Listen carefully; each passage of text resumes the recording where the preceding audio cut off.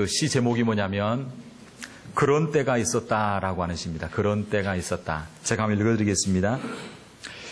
그런 때가 있었다. 그대가 굳이 나를 사랑하지 않아도 내가 그대를 사랑하는 것만으로 행복하던 때가, 그런 때가 있었다.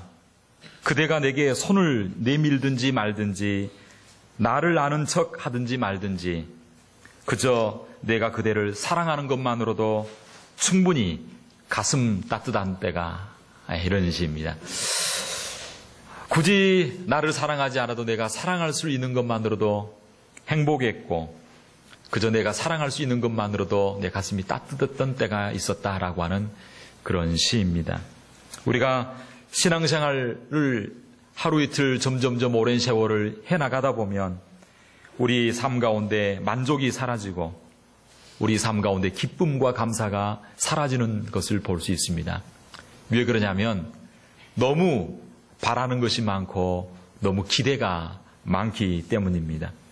사실 우리가 주님 한 분만으로 만족하고 주님 한 분만 바라본다면 감사가 넘칠 텐데 우리가 기대가 너무 많고 요구하는 게 너무나 많고 바라는 것이 너무나 많아서 모든 것을 다 주셨음에도 불구하고 우리가 감사하지 못하는 경우가 참 많습니다. 여러분, 처음 미국에 왔을 때 한번 생각해 보시기 바랍니다. 적신으로 왔습니다.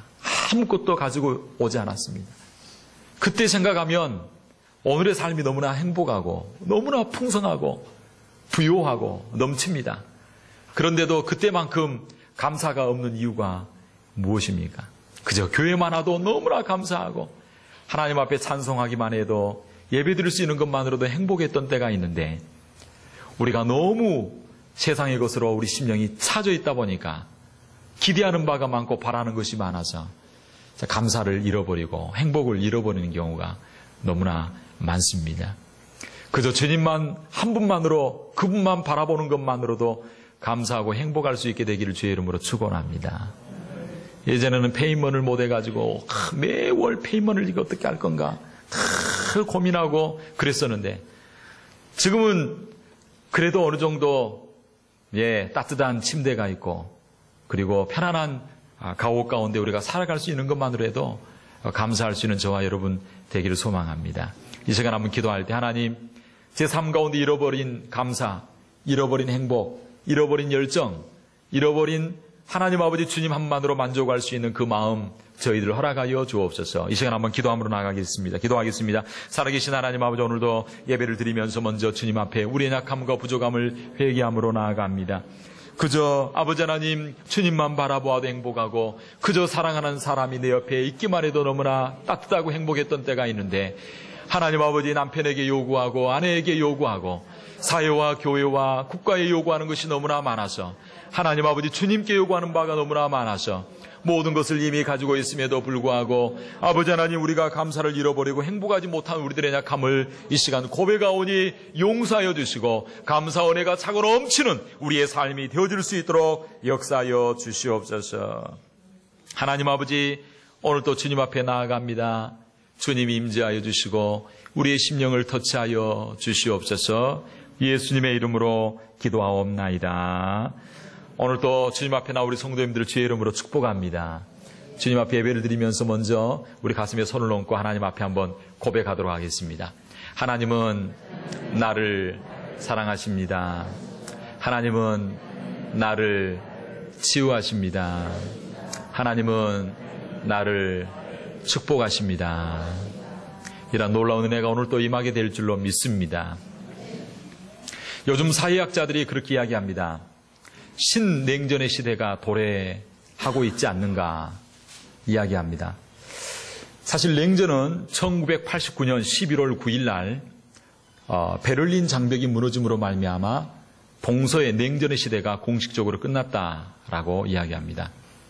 그런데 요즘 세계 질서가 다시 새로운 냉전으로 진입하고 있다라고 이야기합니다. 그러면서 강대국들과 각 나라들은 이제 다시 군비 경쟁을 하게 되어지고 강력한 무기들을 개발을 하는 그런 시대가 되어졌습니다.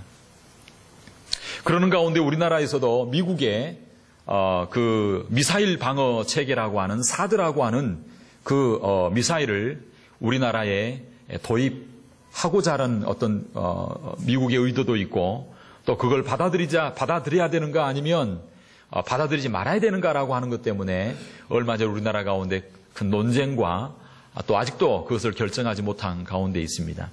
이 사드라고 하는 것은 고고도 미사일 방어 체계로서 미리 선제로 공격하는 미사일을 이렇게 떨어뜨리는 것입니다. 그래서 북한에서 미사일을 쏘면 우리나라에서 사드의 그 미사일을 가지고 우리나라에 떨어지기 전에 벌써 공중에서 요격을 한다는 것입니다.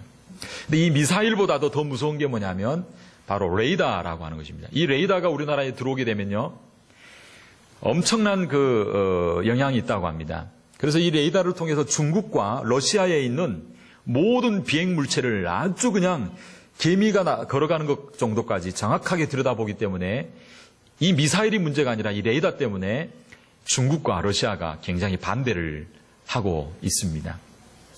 근데 요즘은요, 요격 미사일 이런 거보다도 요즘 또 부상되는 그 무기가 뭐냐면 이 드론이라고 하는 거죠. 드론은 무인 항공기인데요.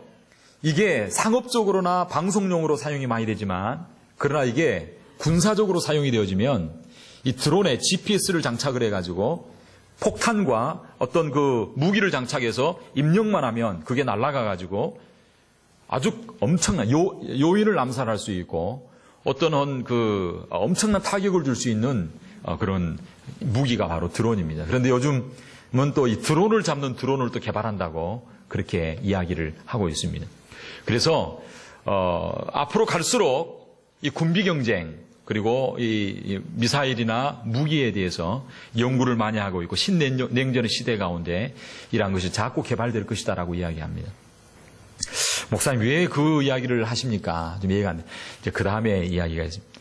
그런데 이런 무기보다도 더 강력한 무기가 있습니다. 그게 뭐냐면 이 사단이 믿음의 사람들을 쓰러뜨기 위하여 사용하는 무기가 있습니다. 그 무기가 무엇일까요? 이 무기에 감염이 되면요, 한 사람이 무기력한 삶을 살게 되어집니다. 그리고 이 무기의 공격을 받으면요, 삶의 의욕을 상실해버립니다. 그리고 나는 쓸모없는 사람이다, 나는 무가치한 사람이야 라고 자기 자신을 평가절하하는 그러한 일들이 일어나게 되어집니다. 이 무기의 공격을 받으면요, 사람들은 도무지 이야기합니다. 나는 할 수 없어, 교회 가도 할 수 없어, 기도해도 할 수 없는 사람이야 라고 자포자기합니다. 근데 문제는 자기 자신에게만 영향을 미치는 것이 아니라 이 사단의 공격을 받게 되면, 이것에 의해서 공격을 받게 되면 내 자신뿐만 아니라 가정과 사회에 아주 엄청난 영향을 미치고, 그리고 특별히 교회라고 하는 공동체 가운데 엄청난 부정적인 영향을 미친다라고 하는 것입니다. 그래서 개인의 삶에 희망이 없어질 뿐만 아니라 공동체를 어둡게 하고 한 시대를 어렵게 합니다. 그래서 이렇게 이야기합니다. 우리 가정은 어쩔 수 없어, 이것에 의해 감염되면 우리나라는 어쩔 수 없어, 우리나라를 떠서 이민 가야 되겠어라고 이야기합니다. 이것에 감염되면 우리 교회는 어쩔 수 없어 라고 자포자기하는 그런 말을 하게 한다는 것입니다. 이것이 무엇일까요? 마귀가 사용하는 이 강력한 무기가 무엇일까요? 그것은 바로 낙심, 낭망이라고 하는 것입니다. 낙심을 사전적 의미로는 뭐라고 하냐면, 마음이 바라던 일이 이루어지지 않아서 마음이 상하다, 그리고 마음이 떨어지다라고 하는 것입니다. 이 말에 성경적 히브리어적인 의미도 있고 신약적인 의미도 있습니다만은, 구약적 의미로는 희망을 잃어버림으로 말미암아 사람이 풀이 죽게 되다라고 하는 것입니다. 풀이 죽어, 병이 딱 들어오면요, 막 풀이 죽어서 이렇게 뛰놀던 애도 이 병균이 쏙 들어오면요 시들해집니다. 건강하던 사람도 이거에 의해서 공격을 받게 되면, 이것에 의하여 공격을 받게 되면 풀이 죽고 희망을 잃어버린다라고 하는 것입니다. 사랑하는 성도 여러분, 우리 주님께서는 저와 여러분들이 낙심과 낭만 가운데 빠지지 아니하고 오히려 세상에 소망을 주고 희망을 주는 그러한 존재로 살도록 하기 위해서 하늘 보좌 영광 버리시고 이 땅에 오셔서 십자가에서 그 귀한 보혈과 피를 흘려주신 줄로 믿습니다. 그러므로 예수 그리스도를 믿는 자는 이제 낙심과 낭망의 삶이 아니라 희망과 소망의 삶, 그리고 축복의 통로가 되는 그러한 삶을 살 수 있도록 우리 하나님께서 만들어주시고 바뀌어주시도록 우리 주님께서 이 땅에 오신 줄로 믿습니다. 오늘 우리 교회에 속한 성도님들은 가는 곳마다 세상을 밝게 하고 세상 가운데 소망을 주고 가정이 변화되고 공동체와 이 사회가 새롭게 변화되는 그런 아름다운 그 벽돌 한 장 얹는 그런 놀라운 일들이 있게 되기를 주의 이름으로 축원합니다. 여러분이 변화되면요, 도미노 효과가 일어납니다. 세상의 거룩한 파급 효과, 거룩한 파장, 거룩한 물결, 거룩한 파도가 저와 여러분의 한 사람을 통하여 일어나게 될 줄로 믿습니다. 그러면 이 낙심, 이 낙막이라고 하는 것이 왜 우리에게 찾아오게 되는가? 어떻게 찾아오게 되는가? 오늘 성경은요, 낙심이 찾아오는 이유를 3가지 정도 이야기하고 있습니다. 왜 사람들은 낙심하게 되는가? 첫 번째, 사람들이 낙심하게 된 이유가 뭐냐면 내가 바라고 기대하는 바가 내 마음대로 이루어지지 않을 때 사람들은 낙심합니다. 오늘 성경에도 보면 그렇게 말하고 있습니다. 1절에 하나님이여 사슴이 시냇물을 찾기에 갈급함같이 내 영혼이 주를 찾기에 갈급합니다. 갈급하고 하나님 앞에 예배드리고 하나님 앞에 찬양하고 하나님 앞에 영광 올려드리기를 갈급하고 기대하고 소망합니다. 그런데 현실은 뭔가? 현실은 뭔가? 오늘 본문 2절은 그렇게 말하고 있습니다. 내 영혼이 하나님 곧 생존하시는 하나님을 갈망하나니 내가 어느 때에 나아가서 하나님 앞에 배울꼬. 이 시편 42편을 기록한 사람은 고라자손이라고 이야기합니다. 고라자손은요, 하나님 앞에 예배 드릴 때에 예배의 수종을 들던 사람들입니다. 하나님을 찬양하고 예배 드릴 때에 예배 드릴 때 그 예배의 수종 들던 그런 지파인데 하나님 앞에 나아가 예배 드리고 싶은데 갈 수가 없는 것입니다. 왜? 지금 이스라엘 백성들은 먼 이방 땅 가운데 포로가 되어졌습니다. 포로로 잡혀갔습니다. 하나님 앞에 예배드리고 싶어도 가려고 해도 갈 수가 없고 예배드리고 싶어도 예배드릴 수 없는 그런 상황 가운데 있습니다. 마치 우리 남쪽에 있는 이산가족이 북녘에 가족을 만나보고 싶어도 갈 수 없는 것처럼 하나님 앞에 열망과 소망과 기대는 있지만 내 마음대로 되지 않는 형편 가운데 있다라고 하는 것입니다. 내가 소망하고 기대하지만 이루어지지 않을 때 낙심합니다. 최선을 다해 공부했는데 대학에 떨어지고 맙니다. 사업이 잘 되어서 좀 많은 돈을 벌어서 주님 나라를 위하여 좀 기여하고 싶은데 그래서 연초에 기대하고 기도하고 계획했는데 일이 진행되어지는 것을 보니 사업이 잘 되지 않습니다. 내가 기대하는 것에 반도 미쳐지지 않습니다. 연인이 사랑하는 사람과 결혼하기를 원하고 정말 기대했습니다. 그런데 결국 헤어지고 맙니다. 남편 전도를 위해서 최선을 다하여 기도합니다. 그런데 기도할수록 점점 좋지 않은 방향으로 가는 모습을 볼 때 사람들은 낙심하는 것입니다. 교회에서 직분을 맡아 열심히 봉사하면 행복하고 감사가 넘치면 좋겠는데 오히려 더 안 좋은 일들만 일어나는 것 같습니다. 내가 기대하는 것은 많은데 이루어지지 않을 때, 내 뜻대로 안 될 때 사람들은 낙심하고 낭망합니다. 여러분이 기대하는 바가 무엇입니까? 여러분이 소망하는 바가 무엇입니까? 혹시 이루어지지 않아서 낙심 가운데 있습니까?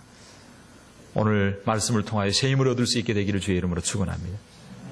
사람들이 낙심하는 두 번째 이유는요, 사람들에게 비난을 받을 때 그리고 조롱을 받을 때에 사람들은 낙심합니다.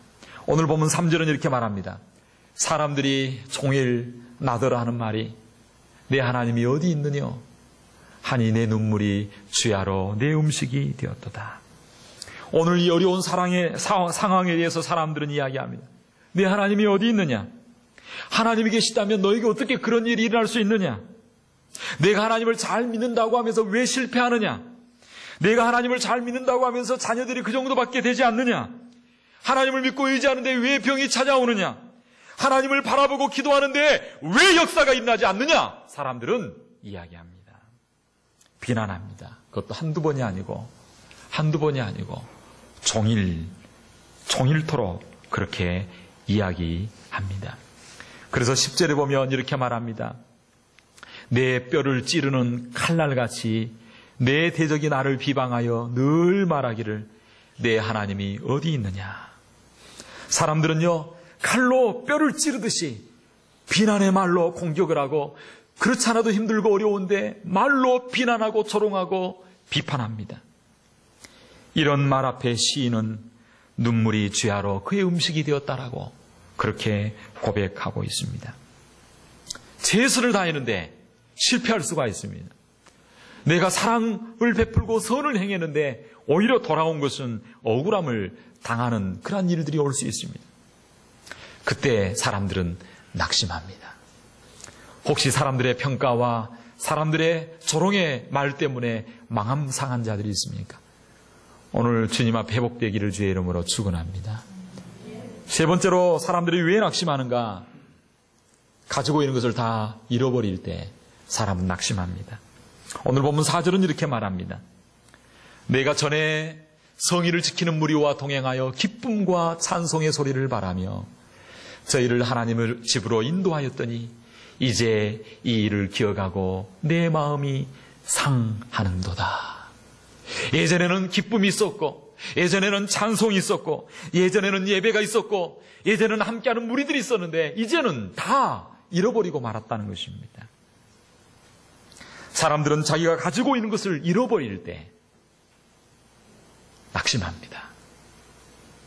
명예를 잃어버릴 때, 사랑하는 사람을 잃어버릴 때, 사랑하는 것이 떠나갈 때, 건강을 잃어버릴 때, 돈을 잃어버릴 때, 친구를 잃어버릴 때, 사람들의 칭찬을 잃어버릴 때 사람들은 낙심하게 되어 있다라고 하는 것입니다.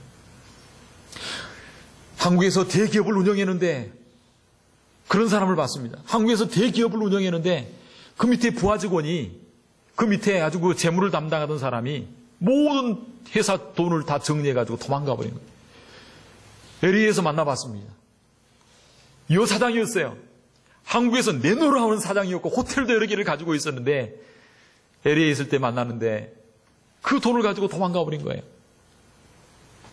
부도가 나가지고 한국에 살 수가 없어가지고 미국까지 오게 되었는데 그렇게 귀부인처럼 생기던 분 가운데 막 암이 찾아오고, 왜 그러냐면 가지고 있던 것을 갑자기 잃어버리니까 화가 나고 낙심이 오고 살 소망을 잃어버린 것입니다. 참 그런 분을 제가 만난 적이 있습니다. 그리고요, 얼마 전만 해도 군에서 간부로 자기 휘하에 수천 명이 있었는데 전역을 하고 나니까 갈 곳이 없는 거예요. 회사에서 대기업 간부로 있었는데 퇴직하고 나니, 옷을 벗고 나니 아무것도 할 것이 없는 그런 가운데 처하게 되어집니다.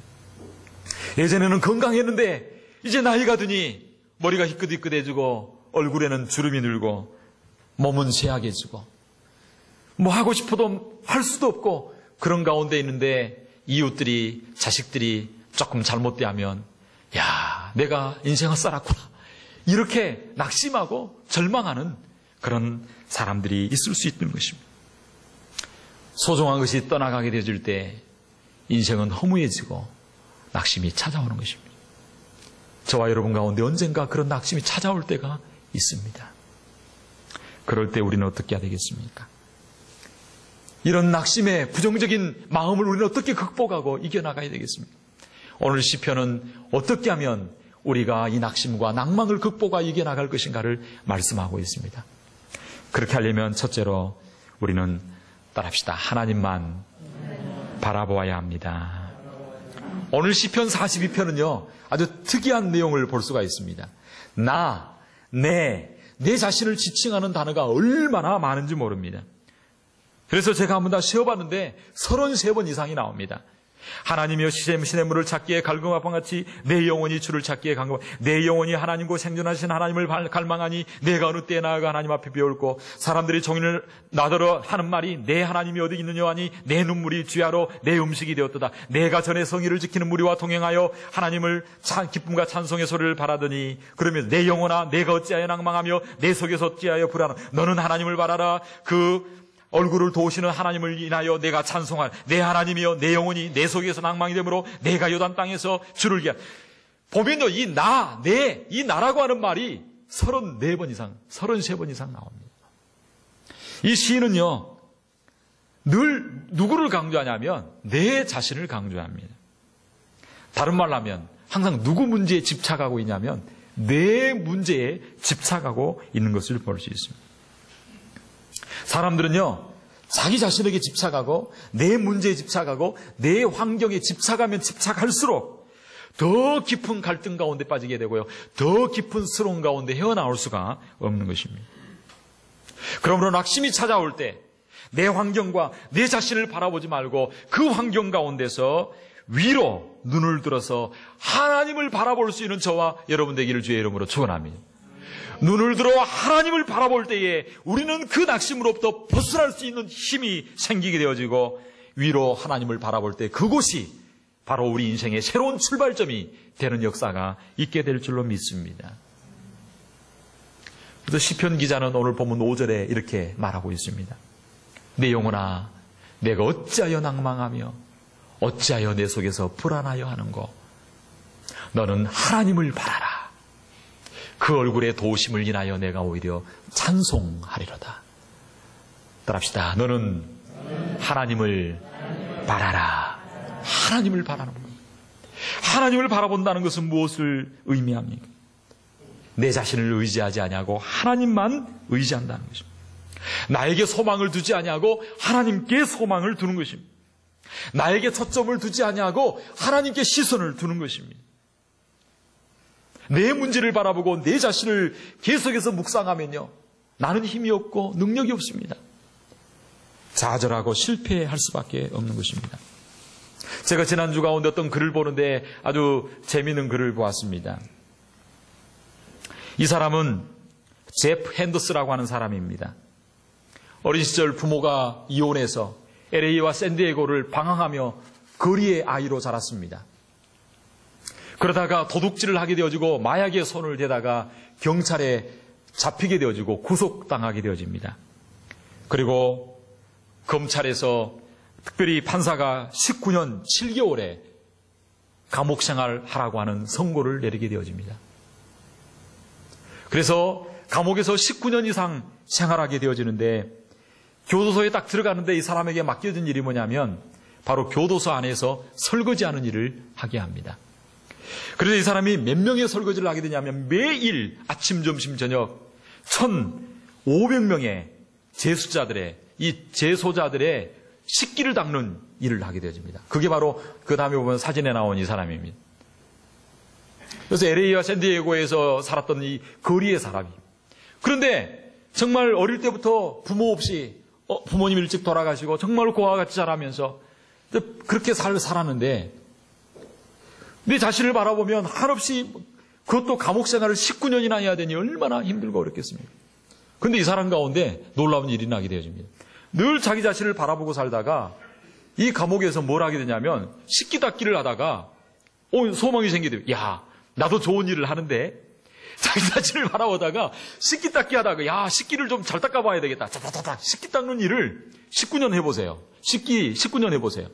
야, 나로 말미암아 사람들이 밥을 잘 먹네. 야, 나도 뭔가 소망이 있는 사람이네. 자기 자신의 문제로부터 다른 사람을 바라보기 시작합니다. 그리고 위로 하나님을 바라보고 희망을 가지기 시작합니다. 아, 내가 19년 동안 재생활하지만 이곳 가운데 내가 정말 지금까지 소망 없는 삶을 살았는데, 야, 내가 잘하는 게 있네. 식기 닦기 잘하네. 그렇게 하다가 식기 닦기 19년 하다가 출소하게 되어집니다. 그리고 이 사람 출소하자마자 뭐 하기 시작하냐면 음식점에서 음식 주방 식기 닦는 일들을 하려고 하는데, 흑인이고 그 다음에 이 사람이 그 범죄 기록이 있기 때문에 써주려고 하지 않습니다. 그럼에도 불구하고 기를 쓰고 막 식기 닦는 일부터 시작해가지고 음식 만드는 법을 배웁니다. 그래서 혹시 여러분 기회가 되면 라스베가스에 가면 벨라지오라고 하는 호텔이 있는데 거기 가서 꼭 한번 음식을 먹어보시기 바랍니다. 이 사람이 나중에 그 다음 그림을 보면요, 책을 썼습니다. 이 쿡드라고 하는 책을 썼는데, 이 벨라지오 호텔, 미국 그 호텔 사상 처음으로 흑인 셰프, 총 셰프가 되어서 지금 이 책이 미국의 베스트셀러가 되었고, 그리고 방송과 그리고 강연 가운데 이 사람이 인기 강사가 되어졌습니다. 그가 자기 자신의 문제로부터 다른 사람을 바라보고 위로 하나님을 바라보고 희망을 가지게 되었을 때 모든 여건과 환경을 뛰어넘어서 정말 미국 가운데 이어북이 되어지고 그리고 아주 베스트셀러로 지금 하나님 나라를 위해서 정말 소망을 가지고 사는 존재가 되었다라고 하는 것입니다. 사랑하는 성도 여러분, 내 자신의 문제에 집착하지 말고 위로 하나님을 바라보고 희망을 가질 수 있게 되기를 주의 이름으로 축원합니다. 우리 문제를 뚫고 낙심을 뚫고 하나님 앞에 쓰임받는 저와 여러분이 될 줄로 믿습니다. 두 번째로 우리는 어떻게 해야 낙심을 극복하는 삶을 살 수 있겠습니까? 그렇게 하려면 우리는 따라합시다. 하나님의 약속의 말씀을 붙들어야 됩니다. 시편 기자는요, 하나님 앞에 늘 질문합니다. 어찌하여 5절, 9절, 11절, 43장에도 보면 이 연이어서 이어지는 시편인데 어찌하여라고 계속 질문합니다. 하나님은 어찌하여 나를 지셨습니까? 하나님은 어찌하여 내가 원수의 압제 가운데 이렇게 슬퍼하며 울며 살게 하십니까? 하나님은 어찌하여 왜 나에게 이런 일이 일어나게 하셨습니까? 하나님은 왜 하필 나에게 이런 고난을 주셨습니까? 라고 시인은 질문합니다. 그것도 원망조로 하나님 앞에 질문을 던지기도 하는 것을 볼 수 있습니다. 우리가 가끔 하나님 앞에 질문하는 거 괜찮습니다. 그러나 늘 우리의 삶의 방식이 원망하는 마음으로 왜 나에게 이런 일이 왜 나를 이곳에 보내가지고 왜 지질이 자녀 이래가지고 우리의 삶을 원망하고 불평하는 우리들이 될 수 있습니다. 그러나 하나님이 원하시는 것은 원망하고 불평하고 왜 그런가 모든 것을 다 이해하고 나서 이후에 행동하려고 하지 말고 이해가 안 되더라도 그리고 다 내가 그것을 용납할 수 없는 환경일지라도 하나님 앞에 왜라고 불평하기보다 오히려 하나님의 약속의 말씀을 기억하고 말씀을 붙드는 것이 더 중요하고 소중한 줄로 믿습니다. 이해되지 않지만 흡족한 답을 얻지는 못했지만 그럼에도 불구하고 하나님의 약속의 말씀을 붙들고 우리가 살아가게 되어질 때 우리는 낙심을 극복하는 삶을 살 수 있다라고 하는 것입니다. 시인은 지금 환경이 낙심된 환경이었습니다. 그럼에도 불구하고 주를 기억하고 약속의 말씀을 기억하고 나아간다라고 시인은 고백하고 있습니다. 이해되는 것보다 더 중요한 것이 있습니다. 그것은 바로 하나님의 약속의 말씀을 붙드는 것입니다. 기적과 은혜를 체험하는 것보다 더 중요한 것이 있습니다. 그것은 바로 하나님의 약속의 말씀을 붙드는 것입니다. 우리는 고난의 이유를 다 모를 수 있습니다. 우리는 낙심의 이유를 모르고 살 수 있습니다. 그러나 이유를 몰라도 하나님을 의지하고 하나님의 약속을 붙들 때 저와 여러분 가운데 소망이 있는 줄로 믿습니다. 하나님께서 아브라함을 부르실 때 갈 바를 알지 못하고 오직 약속의 말씀을 붙들고 나아갔다라고 하는 것을 우리는 말씀을 통하여 알 수 있습니다. 하나님은 아브라함에게 앞으로 무슨 일이 있을지 설명하지 않았습니다. 앞으로 어떤 고난이 닥칠지 말하지 않았습니다. 그저 하나님께서 약속의 말씀을 던져주었습니다. 아브라함은 그 약속의 말씀을 붙들고 갈 바를 알지 못했지만 어떤 일이 있을지 어떤 일이 펼쳐질지 알 수 없지만 말씀을 붙들고 한 걸음 한 걸음 순종하며 나아가게 되었을 때에 그가 믿음의 조상, 복의 근원이 되어지는 역사가 일어났던 것을 볼 수 있습니다. 너무나 감사한 오늘 우리 성도님들이 그래도 늘 말씀과 함께 동행하려고 말씀을 읽으려고 애쓰는 우리 성도님들의 모습을 볼 때 참 저는 너무나 고맙고 그리고 목회자로서 참 보람된 그런 마음입니다. 어떤 분은 이야기합니다. 목사님, 평생에 제가 성경을 이렇게 맷독을 하게 되었습니다. 그럴 때마다 보람이 있습니다. 어떤 성도님은 고백합니다. 목사님, 제가 매일 하나님의 말씀을 따라서 인도함을 받는 삶을 살고 있습니다. 늘 경청의 방을 가지려고 애쓰고 늘 귀태하려고 애쓰고 그리고 말씀으로 나를 이렇게 인도해 주실 때 너무나 감사합니다. 그런 고백을 들을 때마다 전 너무나 보람이 되고 감사가 넘치게 되어집니다. 사랑하는 성도 여러분, 하나님의 약속의 말씀을 붙들고 한 걸음 한 걸음 달려나아갈 수 있는 저와 여러분 되기를 소망합니다. 우리 교회에서 이번에 영적 잔치 이 박효진 장로님을 모시고 우리가 부흥회를 하게 되어집니다. 이 부흥회 기간에는 무슨 일이 있더라도 목숨 걸고 여러분 기도하고 시간을 내서 함께 참여할 수 있게 되기를 바랍니다. 주시는 말씀을 붙잡을 수 있게 되기를 바랍니다.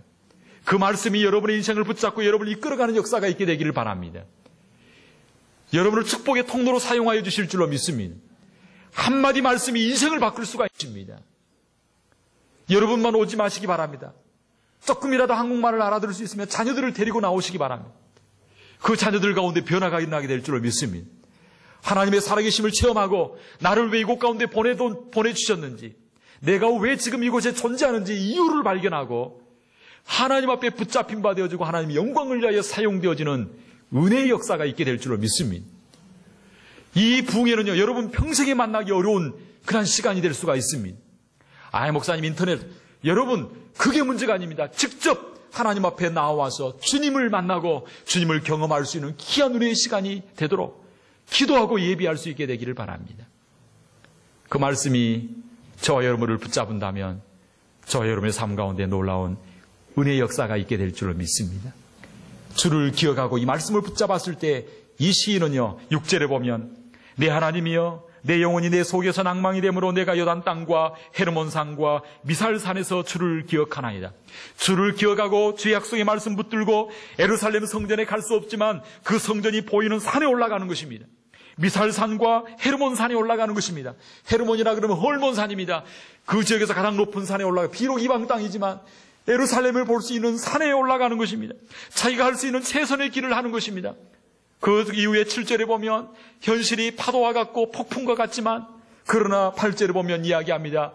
주의 약속의 말씀을 붙들고 이야기합니다. 따라합시다. 생명의 하나님께 기도하리로다. 약속의 말씀을 붙드니까 인생을 포기하지 않습니다. 할 수 있는 한 최선을 다하여 주님을 바라봄으로 예루살렘을 바라볼 수 있는 산에 올라가서 하나님의 전을 바라보고 생명의 하나님 앞에 기도하기 시작합니다.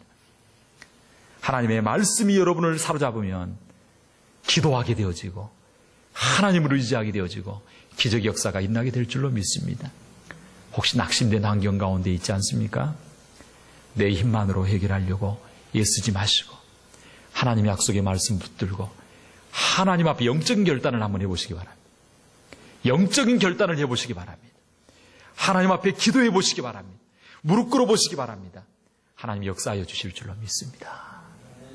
우리는 어떻게 해야 낙심을 극복하고 축복의 통로로서 하나님 원하시는 삶을 살 수 있겠습니까? 그렇게 하려면 오늘 본문의 시인처럼 따라합시다. 하나님을 찬양하는 살아야 합니다. 하나님을 찬양하는 삶을 살아야 되는 것입니다. 시인은 낙심된 환경에서도 하나님을 찬양하는 것을 볼 수 있습니다. 그래서 5절과 11절에 말하고 있습니다. 특별히 11절에 보면 이렇게 말합니다. 내 영혼아 내가 어찌하여 낭망하며 어찌하여 내 속에서 불안하여 하는고 너는 하나님을 바라라. 나는 내 얼굴을 도우시는 내 하나님을 인하여 오히려 찬송하리로다. 시인은 문제가 다 해결되어서 찬송한 것이 아닙니다. 시인은 문제가 해결되고 형통해서 찬양한 것이 아닙니다. 여전히 문제가 있음에도 불구하고 여전히 응답이 없고 답답한 환경 가운데 있을지라도 그는 하나님 앞에 찬송하리로다. 찬송하기로 결심하고 결단합니다. 사랑하는 성도 여러분, 시인은 어떻게 하나님을 찬양하는 삶을 살 수 있었겠습니까?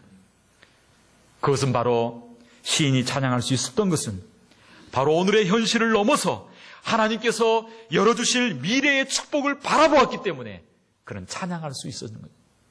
그래서 오늘 본문 이야기합니다. 너는 하나님을 바라라. 그 얼굴의 도우심을 인하여 내가 오히려 찬송하리로다. 나는 내 얼굴을 도우시는 하나님을 인하여 오히려 찬송하리로다. 비록 현실은 답답하지만 하나님이 나를 도우실 것이다. 내 얼굴을 도우실 것이다. 내 미래를 열어가 주실 것이다. 나를 축복해 주실 것이다. 지금은 고난이지만 이 고난이 합력하여 선을 이룰 것이다. 하나님께서 오늘 내 삶의 고난을 역전시켜 하나님의 축복의 길로 열어주실 것이다 라고 하는 믿음을 가지고 하나님을 찬양했다라고 하는 것입니다. 찬양이 무엇입니까? 믿음의 고백입니다. 믿음은 무엇입니까? 바라는 것의 실상입니다. 무엇을 바라는 것입니까? 하나님의 도우심을 바라는 것입니다. 나의 미래를 도우시고 나의 미래를 열어가 주시는 그 하나님을 믿음으로 말미암아 찬송하는 것입니다. 혹시 낙심 가운데 있습니까? 낭만 가운데 있습니까? 그 자리에서 무릎을 꿇고 믿음으로 찬송할 수 있게 되기를 주의 이름으로 축원합니다. 우리 인생은 아직 끝난 것이 아닙니다. 갈 길이 남아 있습니다. 산을 다 보면 낙심된 상황이 옵니다. 그러나 지금은 하나님께서 만들어 가시는 과정입니다. 사람들이 때로는 비판하고 조롱하고 그리고 우리를 비난할 수 있습니다. 그러나 하나님은 우리의 미래를 보고 계시다는 사실을 기억하시기 바랍니다. 여러분 앞길을 열어주실 줄로 믿습니다. 축복해 주실 줄로 믿습니다. 혹시 기대하던 일이 이루어지지 않아 낙심하고 있습니까? 환난 가운데 있습니까? 우리 주님은 말씀하십니다. 세상에서 너희가 환난을 당하나 담대하라. 내가 세상을 이기었노라. 혹시 모든 것을 잃어버리고 미래를 보며 두려워하고 있습니까? 이사야 41장 10절은 말하고 있습니다. 두려워 말라. 내가 너와 함께함이니라. 놀라지 말라. 나는 내 하나님이 됨이니라. 혹시 모두가 나를 떠나버리고 혹시 외로움 가운데 있지는 않습니까? 요한복음 14장 6절은 말하고 있습니다. 내가 너희를 고아와 같이 버려두지 아니하고 너희에게로 오리라. 낭망하지 마시기 바랍니다. 하나님을 바라보시기 바랍니다. 하나님의 약속의 말씀 붙들고 희망을 가지시기 바랍니다. 그래서 하나님의 찬송이 되는 삶, 축복의 통로가 되는 저와 여러분 되기를 주의 이름으로 축원합니다.